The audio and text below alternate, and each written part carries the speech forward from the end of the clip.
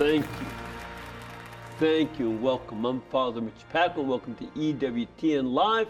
We're bringing you guests from around the world, and today we'll be talking about the ongoing battle against euthanasia and assisted suicide. We'll be with international filmmaker and speaker Kevin Dunn. Before we get to that conversation, though, we want to talk briefly with EWTN's Vice President for Programming and Production, Mr. Peter Gagnon, about some special EWTN programming for pro-life issues coming up. It'll be our biggest pro-life event, the 47th annual March for Life, next Friday in Washington. Peter, what do you have for us to know about? Yeah. Well, in January, we always highlight pro-life programming throughout the month. It's our biggest month for that. We are just hours and hours worth of pro-life programming. It's tonight's program, which is going to be part of that. But we kick it off with there are three major events where we do full coverage on the ground and in studios. So we kick it off this Saturday, One Life LA on the West Coast. And we'll have Doug Keck and Father Joseph will be in our studios, but we'll also have on the ground James Day doing interviews and showing highlights from the rally there, the highlights coverage of the rally there. Then the following Friday, that'll be live. The Saturday at 4:30 p.m. Okay. Correct. Okay. 4:30 p.m. Eastern. Mm-hmm. Okay. And then a week from Friday is the largest pro-life event in the world, the March for Life. That begins at 9 a.m. and that's where we put our most resources in. And that's from Washington. That's in Washington, D.C. Yep. We have Catherine Hadro and Father Patrick will be in studios there in our Washington studios. Mm-hmm. Teresa Tomio, Damon Owens on the ground, doing interviews, full coverage of that, full coverage of the march itself. And we actually broadcast that around the world because it really has an impact globally, this march, to show the numbers of the people there. So, and EWTN puts the most money, time, and effort into that event every year. Yeah. And then the very next day, we go to the West Coast, San Francisco, for the Walk for Life. And you'll have Father Mark and Brother John Therese will be out there doing interviews. Catherine Hadro will be again hosting it and with Father Patrick in our studios in D.C. But again, full on-the-ground coverage of the rally and the walk. So it's people should really tune into these events because they're growing every year and they have a great impact. Yeah, I don't think we can underestimate that because it's not only that it's growing in numbers, the number of young people who are realizing it could have been I who had been killed. Exactly. Yeah, so they're well aware of that. Exactly. They're very tremendous events. When I go to them, I'm amazed at the number of young people there. And then on another topic associated with life, but I want to highlight at the end of this month, we're going to be airing a mini-series called The Case for Marriage. So we did earlier The Case for Jesus with Brent Petrie. Now we're carrying the Case for theme. This next one is marriage. It's going to be with David Anders. I think we have a clip. Yeah, let's take a look at that clip. Why is there such an institution called marriage? Why does it exist? Not just as Catholics, but throughout the entire world. Now, looking back on it as a Catholic, it seems blindingly obvious to me. Dr. David Anders and EWTN theologian Noah Lett cordially invite you to celebrate the Holy Sacrament of Matrimony and how it transformed the world. I assumed a definition or an understanding of marriage from my wider culture, that it involved some sort of union between a man and a woman, and people may hear me say that and go, well, yeah, that sounds like about right. Didn't understand how much more was involved from a Catholic point of view and even from a historical point of view. There's more to it than just rings and I do's. Save the date for The Case for Marriage, an original mini-series on the Global Catholic Network, EWTN. That's great because now the majority of adults are not getting married. Exactly. And majority of children are not born in marriage. This is needed. Thanks. Appreciate it, Peter. And we'll be back in a couple minutes with another pro-life conversation you won't want to miss. So please stay with us.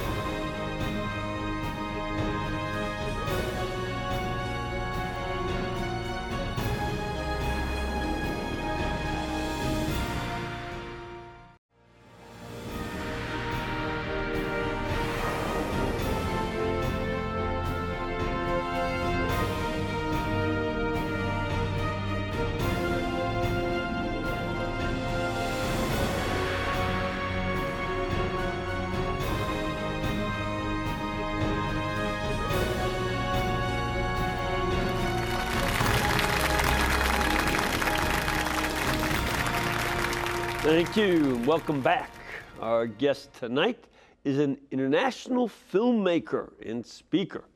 He has traveled around the world standing up for life issues, documenting the many truly diabolical attempts of the medical and mental health professions and politicians to end life prematurely, couching their efforts in feel-good phrases like, oh, preventing suffering, and, quote, death with dignity.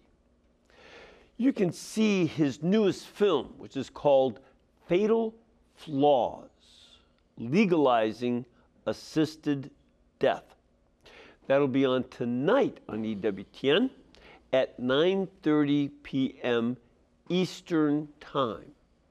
So, please welcome our guest, and he's been here before, good to have him back, Mr. Kevin Dunn. Kevin? Good to see you again, Father. Welcome. Mitch. Yeah, you're looking good. I feel good. I just keep singing James Brown. Good. Well, that's what you get. I feel good. And we are feeling good because we know who wins this battle. Yeah. You know, in the very end. But in the meantime, we have some work to do, Father. We have some work to do. Well, I already watched Fatal Flaws, and you are covering how this problem has of allowing doctors to help people kill themselves. Another way to put it. I know, they do want to make it mollycoddled, the way that they changed abortion to pro-choice. Yeah, it's a war of language, really. You cannot underestimate, that they don't want to say what it is directly to the face of the issue. Unless you're in the Netherlands, they still call it euthanasia in the Netherlands, and Belgium. They call it what it is, and we've seen how the slope has slid there. The incremental expansions of the law in the Netherlands, from terminally ill people with terminal illness to people who are chronically ill to people who have mental illness, and right now it's gotten so crazy. They're actually talking about a law that would allow for completely healthy people to ask for euthanasia for existential reasons. Don't want to get old. I've kind of lived my life. It's called the completed life. I kid you not. Google it. Not right now, but it's called the completed life. And you see very quickly how once you open the door to this, and in 8 states here in the U.S. we've opened the door, how quickly it grows, and we have to be vigilant. We have to be on guard. It's for us as Catholics, we have to remember the warning of the prophet Isaiah against those who make an alliance with death. This was one of his prophecies, and he said it was going to be the destruction of nations, including Israel. If you make a covenant, as a matter of fact, that's the alliance sounds too political. The word that he uses is berit, covenant with death. Yeah. And you see in Sirach and in the Book of Wisdom the same thing, that some people make death their friend. And what we have to remember as Christians is that is not being commended. In 1 Corinthians chapter 15, it's very clearly and explicitly, drawing from the book of Sirach and the book of Wisdom, St. Paul writes that death is God's enemy. Those who make death their friend and ally are not on God's side. And Christ our Lord himself made it clear that Satan was a murderer and the father of lies. The two go together. And this use of deception in order to cover up that they really are trying to kill innocent people and get them to agree to it is what's going on. Well, I think the difference now is the fact that, you know, we've got all of these medical institutions around the world, World Medical Association, American Medical Association, the American Psychiatric Association. All these associations stand opposed to euthanasia and assisted suicide. So most of the medical profession wants nothing to do with this. What the problem is when it becomes law, and what happens is autonomy. People's, you know, these single cases or 2 cases go to the Supreme Court, and all of a sudden it changes, and it's forcing the medical profession now to do something it has not done since Hippocrates, since the Hippocratic Oath. I will give no poison. Now things are completely opposite, and the medical profession is shrugging their shoulders, going, it's legal now. What do I do? Well, first of all, tell them who Hippocrates was. Well, father of medicine, you know, years before Christ, thousands of years before Christ. And Hippocrates, everybody's heard of the Hippocratic Oath. For centuries, doctors would, as part of the Hippocratic Oath, say, I will give no poison, even if someone were to ask me. I will give no poison, even if someone were to ask me. So Hippocrates knew way back then that we humans, we can't trust ourselves when it comes to, gee, you know, if I get into that situation, I might ask you to end my life. He said, medical profession, you will never, ever be in that situation. Somehow, over the 20th century, that language has been lost or diluted, and now we have a situation where doctors are asking to be killers instead of healers, and this goes completely against the ethics of medicine, and that is why these major organizations have stood opposed to it, and yet we're still enacting these laws thinking we know better. Yeah, this is something that Hippocrates, who founded medicine as more of a science. It was primitive, but he always had women like my grandmother who knew about certain herbs and different things you mix together, and you use that for healing. You take these teas, you put on, she made her own skin healing stuff, you know, and she used to go to the local Polish store that sold all these old herbs, you know, that she knew from the old country. Always had those kind of people around. Yeah. But Hippocrates began scientific study of medicine, and he knew the danger. He knew the danger. He knew the danger. Doctors have a lot of power, so he took an oath. Now, medical schools do not administer that oath all the time. A few Christian ones do. Yeah, by choice. By choice. But, and in some schools, like my own alma mater, the students that want to take the oath, which includes not only I won't give any poisons, but it's to do no harm. Yeah, that's key to it. But that's optional these days. I think one of the biggest kind of confusing issues about this, people say this is about autonomy, this is about my decision, what I want. But the bottom line when it comes to this, and people say this is an autonomous decision, it's not autonomy when you are giving that right over to my doctor. The doctor makes the decision, and then the nurse is involved, and the person who creates the prescription. I mean, we've got a whole community now involved. So it is not autonomy when you are giving that decision to somebody else. And so I think it's very important that we realize that, because in some cases that decision is also being taken away when you have non-voluntary euthanasia, like places in Belgium where people are being euthanized without request. So it's again, we can't say that too quickly. We have to let folks let that sink in.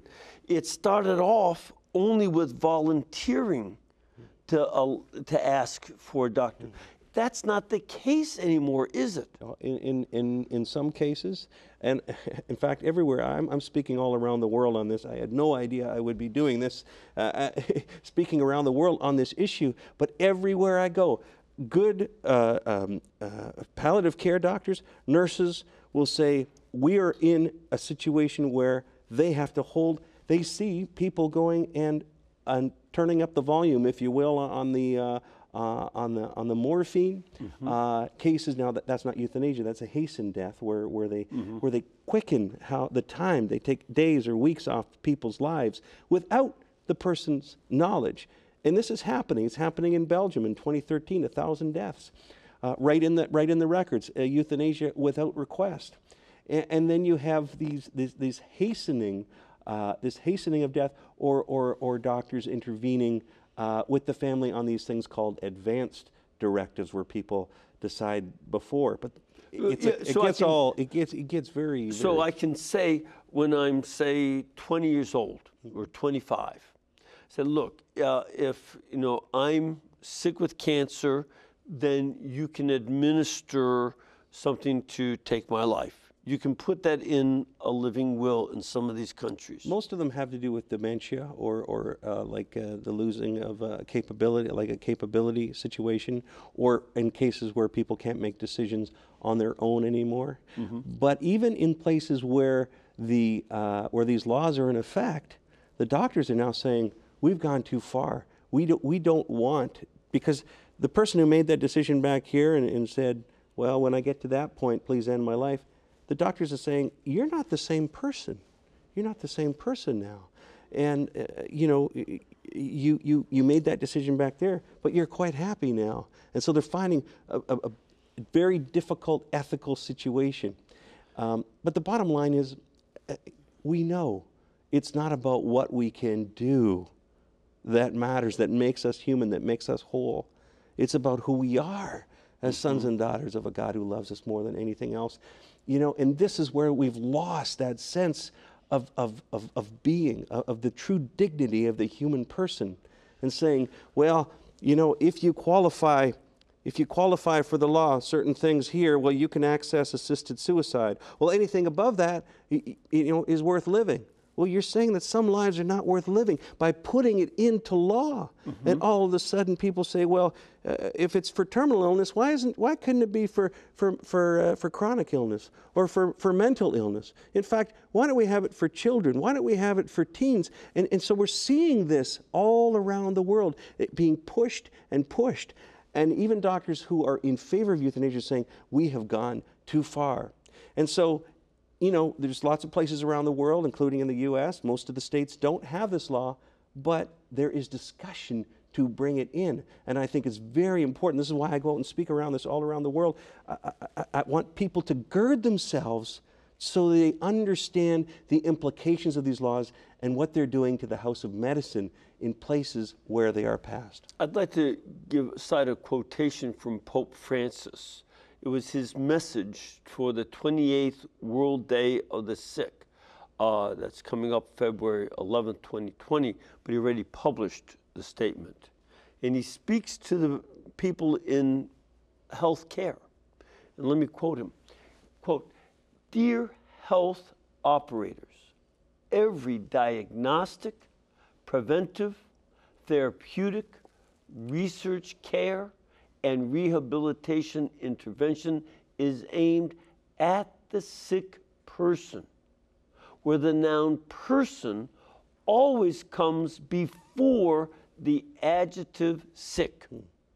Therefore, may your action always be aimed at the dignity and life of the person, without any yielding to acts of a euthanasia nature, of assisted suicide, or suppression of life, not even when the state of the illness is irreversible."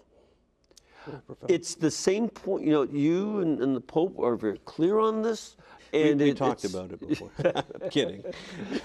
But it's a clear point. The person is what's key. And what you've pointed out in your interviews and in our conversations, that when people are dying, it's not only a physical phenomenon that's going on. No. There's a lot of spiritual, a lot of psychological, a lot of relationship issues, healing of old hurts, where now when somebody is dying, those old hurts and, remembering past offenses, all of a sudden gets put into perspective. Only when they're dying. And that is worth working through with the family. Yes. we forget about that. We forget about the healing, the forgiveness that, when these visceral moments happen in our lives, when a loved one is dying, these are,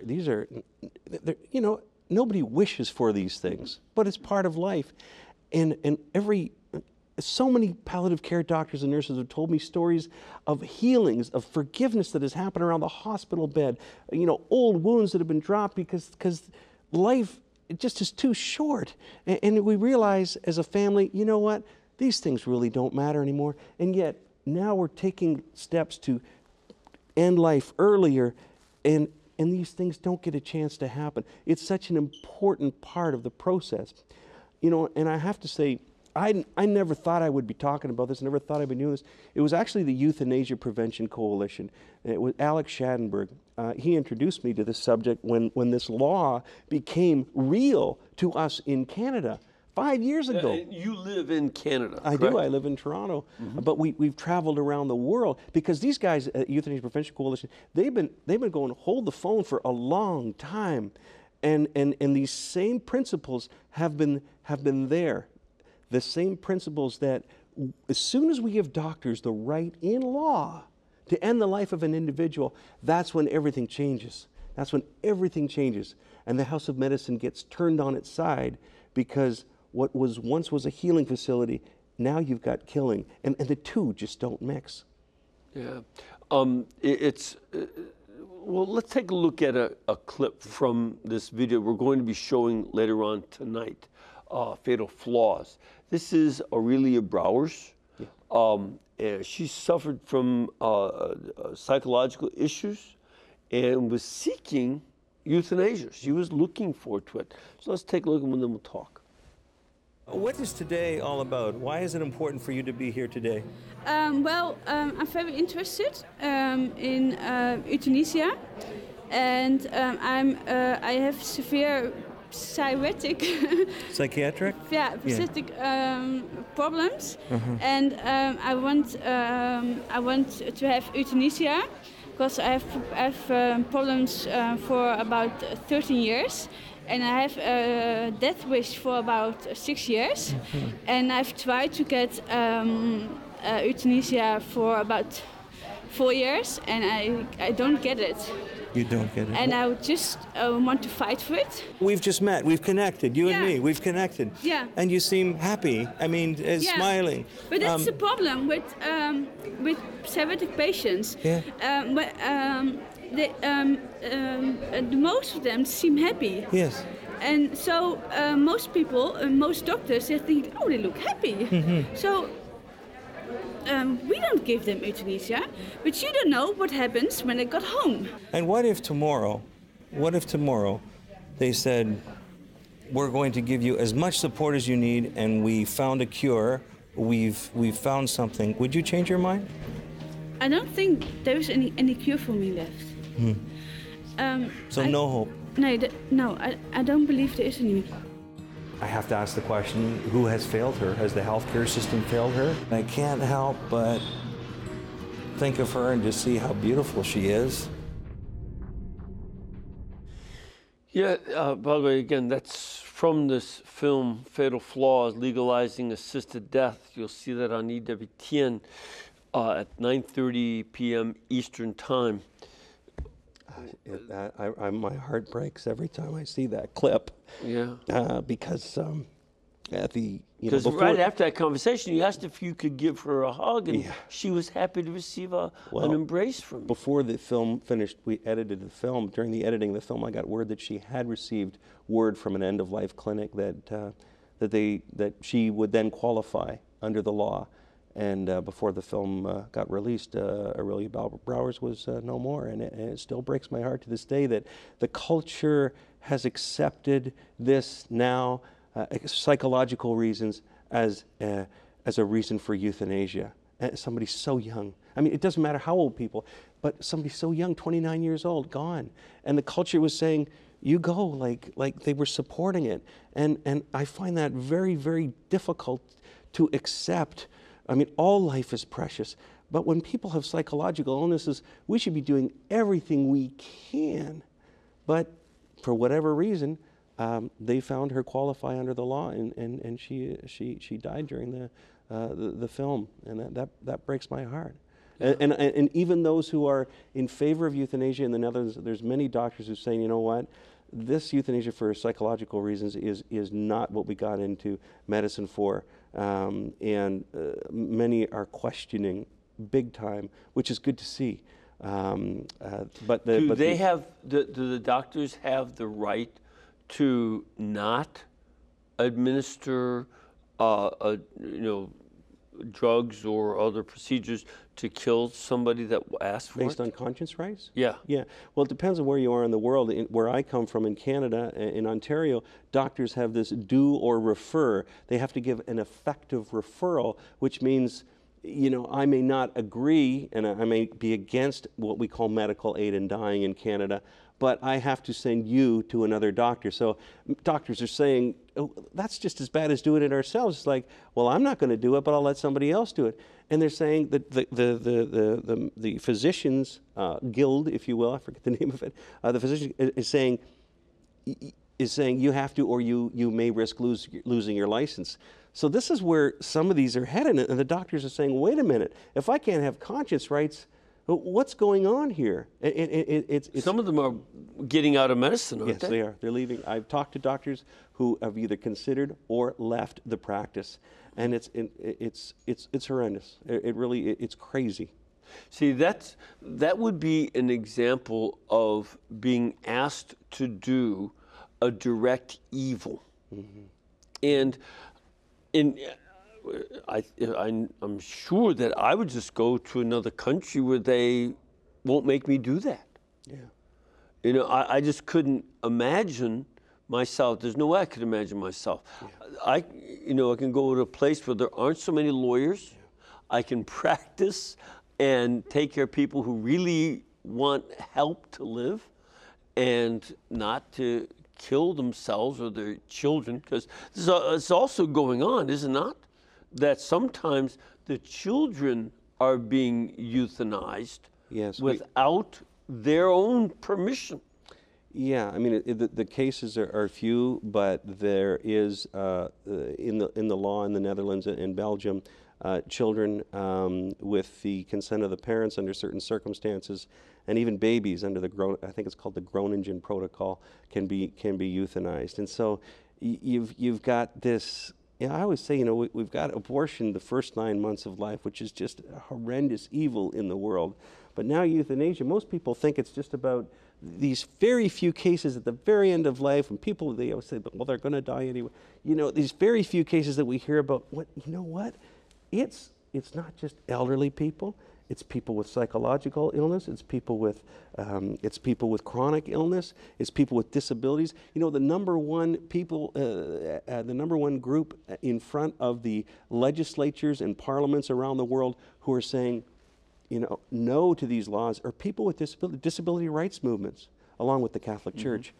These are the two groups that are saying no, because people with disabilities are already feeling like they already feel compromised a little bit when they go into the hospital just because of their disability. And now we have these laws that are saying, well, some lives are not worth living, and that's implied. And so these people with disability, the disability rights movement is saying, no, we don't want these laws. We need better health care. We don't need assisted suicide. I'm going to cite from the Journal of the American Medical Association, Psychiatry study on euthanasia and assisted suicide of patients with psychiatric disorders. This was done from 2011 to 2014. And in this study, 56% of euthanasia and/or physician-assisted suicide deaths were associated with social isolation or loneliness. So it's 56, that's the majority. Yeah. And it was not anything that was threatening their life. They were lonely. Yeah. Well, I mean, the number one reasons, and this goes right across the board, a lot of people think that these laws are accessed when people are in so much physical pain, they cannot control it, they want a way out. But the reality is, and this was a big eye-opener for me, was the number one reason why people are asking this are fear of losing my autonomy, fear of future suffering, fear of becoming a burden. And I look at that and I go, fear. I'm worried about engaging in activities. I'm worried about the loss of dignity. And I think, man, a lot of this is existential. We need to get back to the basics of supporting these people, not giving them laws that they can access to end their life. And this is the big thing. When people give up hope, we have to become prophets of hope in their lives. And that's why I spend so much time talking about that hopeful part of it. The first state in this country to allow euthanasia was Oregon. That's correct. I remember I was teaching there when they enacted. I wasn't living there, I just would come on weekends. I remember when that was going on. And that was 1997. In 2014, they, because of the Death with Dignity Act, that's the mollycoddling of this. They said that the top 3 end-of-life concerns are 1, 91% are concerned about losing their autonomy, which you said, they're afraid to lose their autonomy. I won't be in charge of my life. 86% were afraid that they were less able to engage in activities that made life enjoyable. So you can't do a lot of sports and such. And 71% feared a loss of dignity, especially as other people care for you and such as that. Do you notice that there's no mention of pain in that list? That's right. And both, the interesting thing is that a lot of people think this is about, I'm in so much pain. And that's not to say there isn't suffering involved in illness. I'm not saying that. And I'm not saying we shouldn't have compassion for people in these difficult circumstances. And palliative care. Palliative care does work to reduce pain. Absolutely. In people. That's what that's about. And palliative and pain, and that's not just physical pain, but spiritual, physical, like the whole. They look after the whole body. Right. Right. And that is. But the sad part is, in Canada and I believe in the U.S., only 30% of people have access to quality palliative care. Where do the other 70% go when they're at the lowest? Because that's when these people are thinking about these laws and thinking about ending their life, is when they're at their lowest.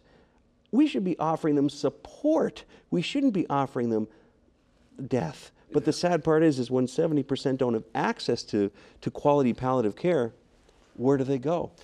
Let's take a look at another clip, because this addresses the issue of how important language is, how you phrase this and deal with it in assisted dying laws. So let's take a look at this. So what assisted suicide laws do is they manipulate people by redefining terms. Alexandra Snyder is a lawyer fighting against the expansion of assisted dying laws. You can phrase it, aid in dying, you can call it assisted dying, you can call it whatever you want. The fact is, it encourages people who are vulnerable to kill themselves. How important is language in this debate? Language is a critical factor here. And as I think a famous person once said, all social engineering is preceded by verbal engineering. So if you can change the words, you can change how people think about it. But it's important to understand what assisted suicide is. Assisted suicide is the direct and intentional ordering of the death by a lethal overdose by a provider, physician. And it's self-ingestion of this lethal medicine, which is a suicide. Language is vitally important in this debate. Whether we're talking about assisted suicide or death with dignity, think about the difference between those two phrases. One of them sounds bad. And when you ask a polling question saying assisted suicide, you get one result. When you ask that question with the phrase death with dignity, of course everyone wants dignity. It's a positive phrase. My job as a doctor is to alleviate their suffering. It's not to be a vending machine when they make a good, rational argument that they'd be better off dead. It's like being a lawyer for the defense and a lawyer for the prosecution in the same courtroom. Am I arguing for the health and well-being to extend life as long as is reasonable? Or am I advocating for their early demise because after all, they're going to die anyhow? And then, by the way, if you don't think that's a conflict of interest, I'm also the judge to decide which argument's the best. And if you're not bothered by that, I'm also the executioner. You know, one of the things too, and I admit up front, you know, I'm from Chicago originally. And in Chicago, cynicism about politicians is based in reality. And I cannot help but think that as our politicians try to promise all sorts of things in terms of health care and insurance and all that they'll guarantee, they can't afford it. And one of the ways that they are going to try to make health care affordable is by encouraging the sickest people to kill themselves. And later on, like in Europe, they'll start doing it for you. Mark my words on that. Now, Fatal Flaws, Legalizing Assisted Death will be on tonight at 9:30 Eastern Time. Please do watch that later on. And we're going to take a break and we'll be back in just a couple of minutes, so please stay with us.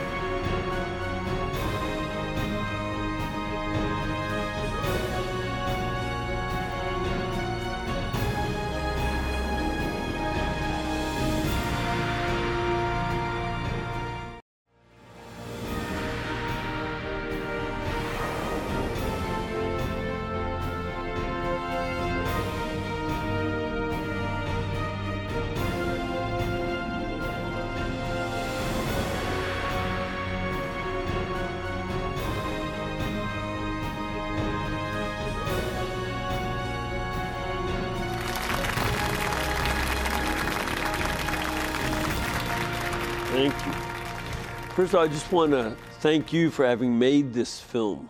Oh my God. You did a good job. It stirred up a lot of these good issues. Well, I appreciate that. It was a multi. I mean, Euthanasia Prevention Coalition and Dunn Media put this film together. Euthanasia Prevention Coalition put a lot of money and a lot of resources. They gave me the editorial freedom to do what I needed to do as a filmmaker, which is something I really was important to me.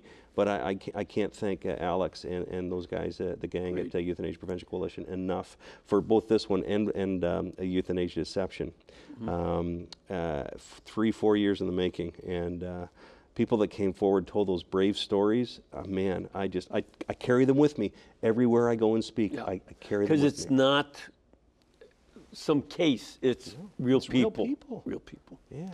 Let's take a look at some questions we have here. First of all, we have Joseph. Joseph, where are you calling from? Joseph, are you there? Yes, I'm right here. Oh, there you are. Where are you from? Norwalk, Connecticut. Great. Welcome. And your Thanks. question? Great to see both of you, Father Pacwa and Mr. Dunn. I want to say something to you is that 15 years ago, a woman actually, her mother-in-law was getting dialysis, and what the daughter-in-law actually did, she actually had the doctor stop giving her dialysis without her permission, of course. And within 1 week, and the doctor was Catholic too. Within 1 week, she died, and they wrote it off like she died of something else. Now, obviously, that's just to me illegal. And what I wanted to say to you is that also, don't you think that's even psychopathic? I mean, how you could actually do that to someone? Oh, I see. Well, I mean, it would be impossible. I mean, all of these sound like tragedies, and it is a tragedy when someone loses their life before their time. To speak about a case I don't know about, I don't know the rationale behind it. From what it sounds like, there was some not so good stuff going on. The problem, I think, what happens, Father, is now we have, like in Canada, the language is so elusive that people are taking, the doctors are taking it into their own hands and saying, well, their death was reasonably foreseeable. Well, that's in our language in Canada, a death, reasonably foreseeable death. Death for everybody that's born is reasonably foreseeable. They will all die. Well, this, and is the pain uncontrollable? Is it an uncontrollable suffering, intolerable suffering? And that's something that only the person can judge, right? Yeah. And so it's a real conundrum, because you have this elusive language, which they want to expand now. They want to take away they're actually talking about taking away the reasonably foreseeable and putting it all in the hands of the person to say, am I in some sort of intolerable suffering? And man, that is very subjective. It's very subjective. We have to watch the language. We have to watch it. And we also have to have clear principles in our own consciences. One of the most important principles is, I did not cause myself to get conceived. I did not create my soul. I did not cause my birth. My life belongs to our Lord. He gave it to me, and on principle, for me to take my life is to take something that is not really mine, but His. And that's why we include the suicide in the fifth commandment, that we don't do that. Right. And there's situations where somebody has serious psychological problems where they're not thinking very clearly. Yeah.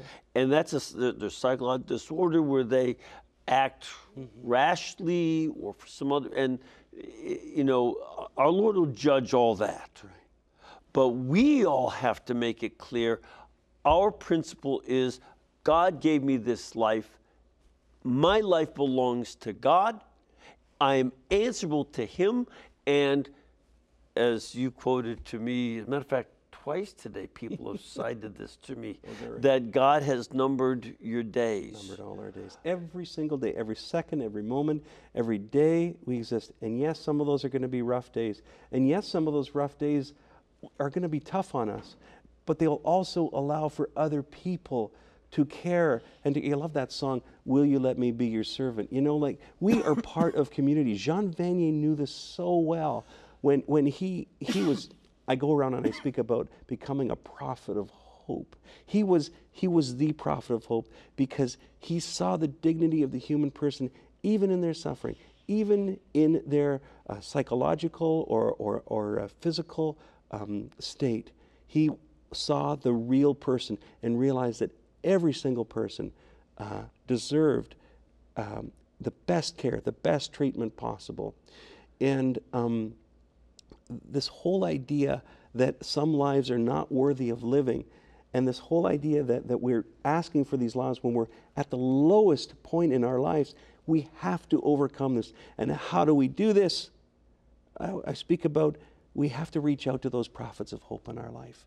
Who are those prophets of hope? Those people that bring us life, that take us from those dark places and put us back and say, I will journey with you. I will walk with you. The real meaning of compassion, as you so pointed out earlier, the true meaning of compassion. Will we reach out to those prophets of hope in our life? And can I be a prophet of hope to somebody else?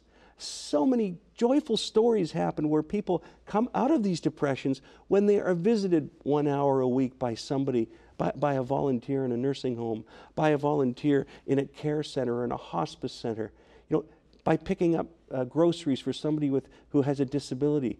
That's where the depression starts. And we can lift people out of that by becoming a prophet of hope. And while we're fighting these laws, yeah, absolutely, that's one important thing. But if we can become a prophet of hope, we can mitigate people's desire to end their life through euthanasia or assisted suicide. And I think this also is where we need to have a strong focus on the suffering and passion and death of Christ. Amen. So that we understand that suffering is not empty or meaningless. Let's go to another call. You have Maria on the line. Maria, where are you calling from? California.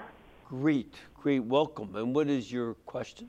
In California, assisted suicide is legal. And could it be that one of the factors that's driving this death mentality in the healthcare field is the rising cost of healthcare? And why is the cost of healthcare keep on rising? Okay, great questions, Maria. Good questions. Well, it's I think it's an inevitable situation, as I mentioned earlier. It's an inevitable situation when only a certain percentage of the population can access quality palliative care, end-of-life care. Where does the other 70% go? Where do they go when these laws are staring them in the face and saying, well, you know what, I can't get the care I need, so what's the next thing? Well, I might as well, I'm going to be a burden, I'm taking up a hospital bed. All of these crazy but real reasons, you know, because we all fall victim to that idea that we might be a burden. No, we have to get beyond that. So the financial question, I think it's just natural that it's going to, I mean, it's a very good question. It's natural that, well, you know, the year you die is probably the most expensive year of your life. It makes, hospitals don't really have consciences. People have consciences. Mm-hmm. Hospitals have to run on a bottom line. I dare to go there, but hesitantly, because I think it's one of the factors that just comes into play as these laws get implemented. Another factor, Maria, that I knew when I was teaching at a university that had a hospital. It was a teaching hospital for the university's medical school. And the hospital had to accept patients who were indigent. They had accepted by law. And they did. They were glad to help out. They were promised care from, you know, there were payment for that from the state of Illinois. But the state of Illinois would not pay that bill. They owed just that one hospital nearly $150 million to make up for, so they could run. They had to charge a lot more to other patients who had insurance, so then the insurance companies were paying for what the state promised to pay but didn't do. Yeah, I think one of the things that's one of the other factors. Yeah, I think one of the things we have to watch for is, and we've seen this in California and in Colorado, where insurance companies have said, we won't pay for your chemotherapy or your treatment, but we will pay for your assisted suicide. And people have said, whoa, wait a minute, we're going, and where was rightly that so. in the prospectus? Well, this is the scary thing, and we have to be on guard for things like that. Yep. We have Linda. Hello, Linda. Where are you calling from? Hi, Father Pacwa. I'm calling from upstate New York. How are you doing? I'm glad to be with you on the television. Thank you so much for doing so. What's your question? In New York. My question is, I work in the home health care, and I have a client who's been sick for 20-some odd years. He has a disease there is really no help for. And we were talking about assisted suicide because it's very up in the news these days, as you know. So I said to him, what about having to work things out within family? Sometimes this is a time that you can do that. And he said some of the people he knows has no family, and they suffer such a great deal. He said himself he does not want to, he keeps a great attitude. He's not a Christian, and I've talked to him about God, but he doesn't believe. Anyway, I said, you know what? I said, if it comes down to that point, I think of myself. I said, God is very merciful. He knows the suffering, and all I can say is his mercy will cover it all. And that was the end of it. And we know that it's been being pushed here for a while. We'll see what happens. I'm praying. You know, all of these stories are just heartbreaking, and I can't say how much that, you know, while we talk about these things in kind of a philosophical sense, as you say, we're dealing with real people, with real hurts, with real pains. And I've been questioned by people who say, you know, have you ever been with somebody who has been in uncontrollable suffering and they want to end their life? And their questioning is as if we're trying to take something away. And I have to say, and my friend Alex said this to me before, he said, you know, the only question that we have to ask when all of this comes at us is, okay, is it ever okay for me to kill you? Is it ever okay for me to end your life? All of these situations are difficult and they're multi-pronged and there is suffering, yes. But is it ever okay for me to kill you? Because that is what's happening in this. The end of the line, that's what's happening. Doctors are intervening to end the life, to kill the patient before that patient's life has run out. And once we cross that moral threshold, as we have in states, as we have in countries, only by the grace of God are we ever going to come back to a point where hospitals and physicians are healers and not killers. Yep. I would also say this too, Linda. I think this is where we have just a few seconds left, but this is something where we in the church may need to start getting a lot more of our parishioners to go and visit, whether they're Christian or not, whether they're theists or atheists, that we go to visit them and show them care and love. And that this is the kind of ministry that will heal the people going on the visits and make them better, as, again, Vanier shows up. Again, tonight, I want you to watch Fatal Flaws, Legalizing Assisted Death, tonight at 9:30 Eastern Time on EWTN. And you can also pre-order a DVD copy by going to EWTNRC.com. Be item 3529D. Thank you for being with us. Thank you for watching. Thank you. May Almighty God bless you, and the Lord of life bless you with life and goodness. I bless you in the name of the Father, the Son, and the Holy Spirit. Amen. Amen. We thank Kevin for doing this film, and we can bring it to you only because you bring it to you. Your generosity and your gifts help us to do this pro-life message throughout this month. So keep us in between your gas bill, electric bill, and cable bill, and we'll pay our bills. God bless. Thank you.